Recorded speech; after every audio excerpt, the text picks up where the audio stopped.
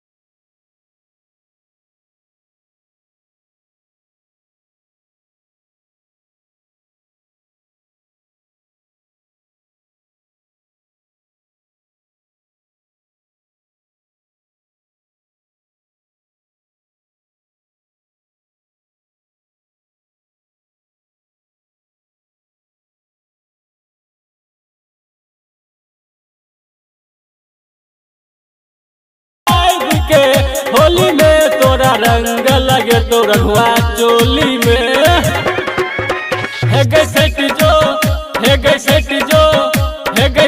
जो छोरी। होली में तोरा रंग लगे बहुत चोली